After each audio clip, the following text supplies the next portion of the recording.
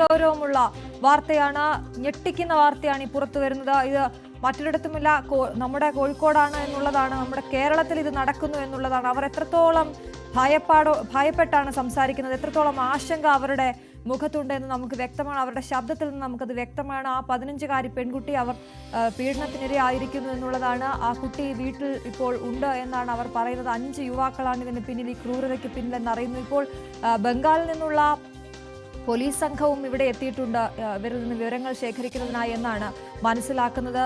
എന്തായാലും ആ കുട്ടിയുടെ കുടുംബം അത്രയധികം വിഷമത്തോടെ ന്യൂസ് 18നോട് വെളിപ്പെടുത്തിയ കാര്യങ്ങളാണ്. MS അനീഷ് കുമാർ വിവരങ്ങളുമായി തുടരുന്നുണ്ട്. അനീഷ്, നമുക്ക് കേട്ടിട്ട് ദഹിക്കാത്ത, അല്ലെങ്കിൽ നമുക്ക് അത്രത്തോളം ഞെട്ടലുണ്ടാക്കുന്ന ഒരു വാർത്ത തന്നെയാണ് രാമനാട്ടുകരയിൽ ഈ സംഭവിച്ചിരിക്കുന്നത്. ഇത് എന്നാണ് ഇതുണ്ടായത്? ഈ കുട്ടിയെ ഇത്തരത്തിൽ ലൈംഗികമായി പീഡിപ്പിച്ച് അല്ലെങ്കിൽ ബലാത്സംഗം ചെയ്തത് എന്താണ് ഇവർ പറയുന്നത്?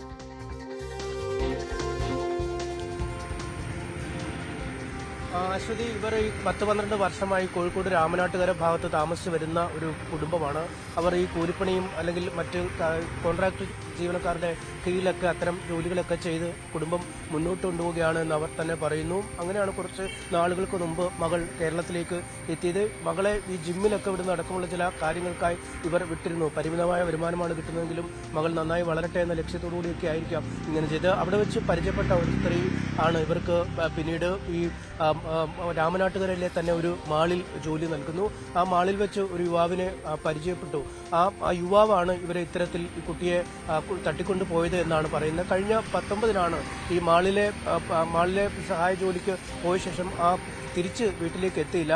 രാത്രി വൈകിട്ടും കുട്ടിയെ കാണാതെ വന്നതോടുകൂടി ഈ പരിചയമുള്ള ആളുകളുടെ അടുത്തും ഈ മാളിലും സ്വയംപ്രതിഷ്ഠകളും ഒക്കെ ഈ അമ്മയും വല്യമ്മയും കൂടി തെരച്ചിൽ നടത്തി. എന്നിട്ടും കാണാതെ വന്നതോടുകൂടിയാണ് പോലീസിൽ പരാതി നൽകിയത്.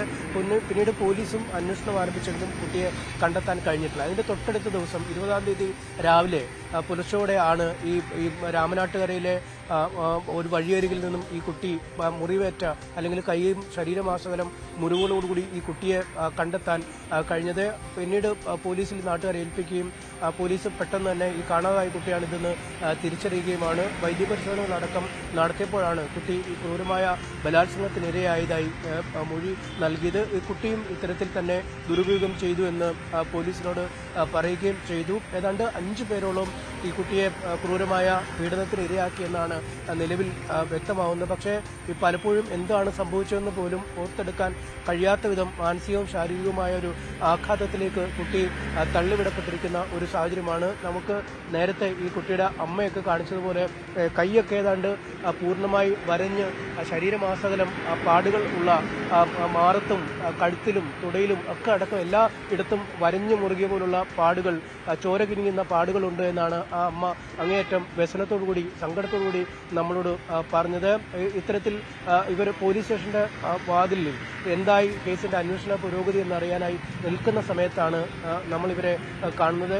ഇതേ സമയത്ത് തന്നെ ബംഗാളിൽ നിന്നുള്ള പോലീസ് സംഘം സ്ഥലത്ത് എത്തിയിരുന്നു. മുഖ്യമന്ത്രി മമതാ ബാനർജിയുടെ നിർദ്ദേശപ്രകാരമാണ് അവർ ഇവിടേക്ക് എത്തിയത് എന്നാണ് നമുക്ക് മനസ്സിലാക്കാൻ കഴിയുന്നത്. നമ്മൾ ആ പോലീസ് ഉദ്യോഗസ്ഥരുമായും ആശയവിനിമയം നടത്തിയിരുന്നു. അവർ ACPയുമായും മറ്റ് അന്വേഷണ ഉദ്യോഗസ്ഥരുമായും ഒക്കെ ഈ കാര്യത്തെക്കുറിച്ച് സംസാരിച്ചു എന്ന് നമ്മളോട് പറയുകയും ചെയ്തു. അതിനുശേഷമാണ് ഈ കുട്ടിയെ കാണാനുള്ള ഒരു സൗകര്യം പോലീസ് ഉദ്യോഗസ്ഥർ ഈ അമ്മയ്ക്കും വല്യമ്മയ്ക്കും നൽകാമെന്ന് പറഞ്ഞത്.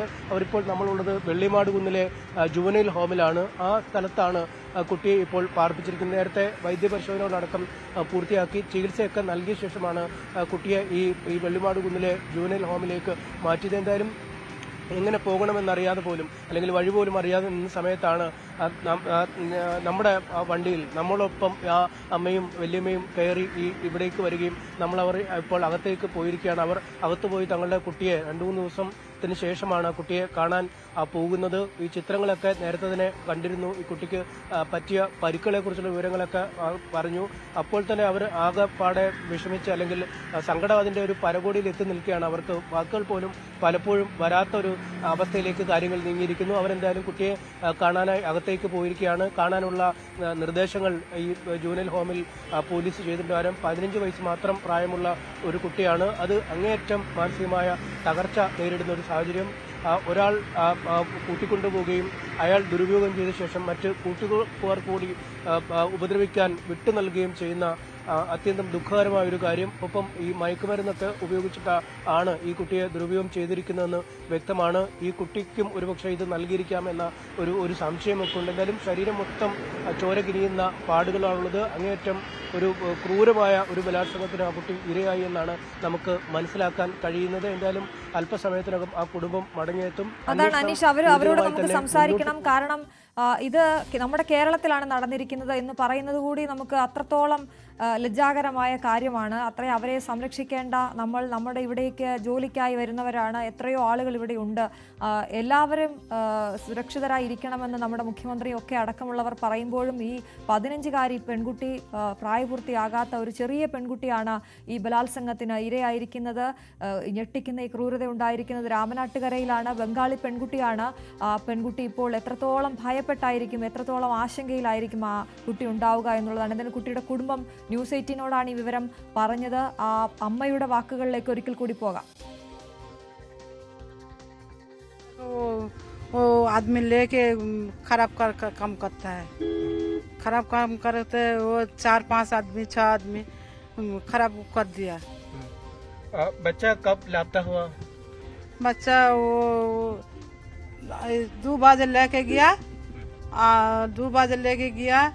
वो सुबह में 10 बजे रूम में दे दिया। रूम को पास छोड़ दिया। मेरा तो थाना में, मैं पुल आदमी थाना में। अभी मेरा फोन में आया तो रूम पे लड़की आ गया, रूम पे लड़की आ गया। ऐसे फिर छोटे मैं जाएगा रूम पे, मैं रूम पे देखेगा लड़की बेहाल है, खराब अवस्था हो जाएगा। कितने लोग हैं बच्चे के साथ? वो 6 आदमी, 5-6 आदमी।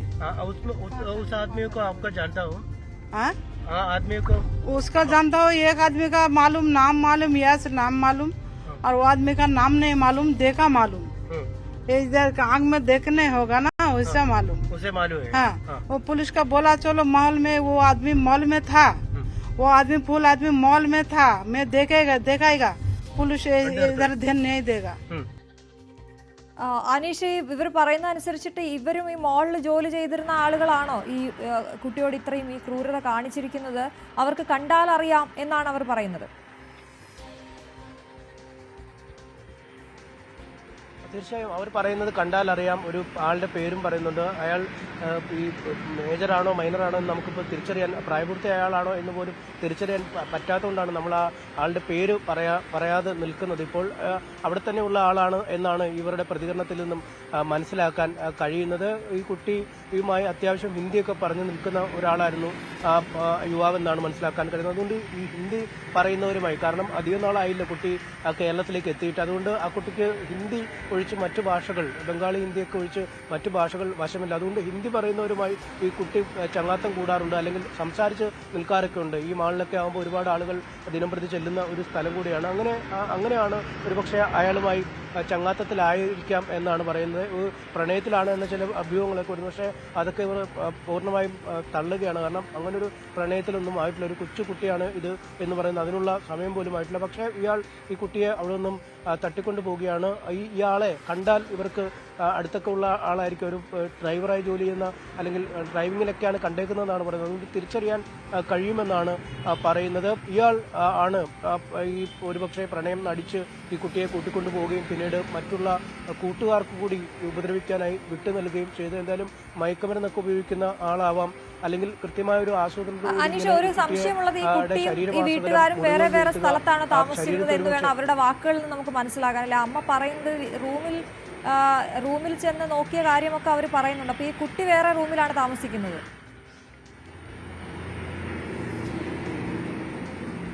അത് നമുക്ക് പ്രകടമല്ല.